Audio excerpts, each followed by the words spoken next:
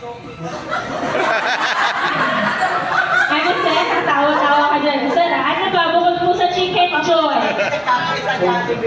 So, siwa ng order nila palagi. Thank you so much, Daddy. At para naman kay Mommy, ano, habang lumaya ko ng si Basi, ano po yung nakikita niyong talent niya?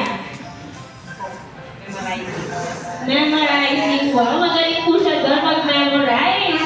Ayan, no, yung sa singing and dancing, nakikita niyo po ba siya? Ano ma'am, sumasayaw po si Baste, nagda-dance po siya? Yes, so kung ganun ma'am, kanino mo nagmana? Kay Daddy ba? Or sa'yo, Mommy? Kanino? Kanino mo nagmana? Kay Daddy. Kung wala sa'yo kay Daddy, sir, sumasayaw ka po? Sino mga kamag-anak nito ni Daddy? Sino mga kamag-anak? Sumasayaw po si sir? Sabi niya, opo. Ayan, so dahil nandito tayo sa Jollibee, sabi nga nila, sa Jollibee Bida, Saya! Kaya sir, hindi kami papayag na wala po.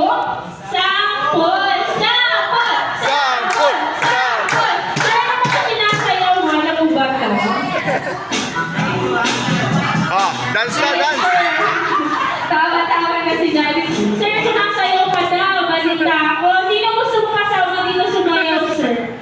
Yung mga nakaupo dyan. Sino ba dyan? Yung nakadilaw ba? At so, madali na tingin na. So, sir, sino gusto mo kasama sumayaw dito sa unahan?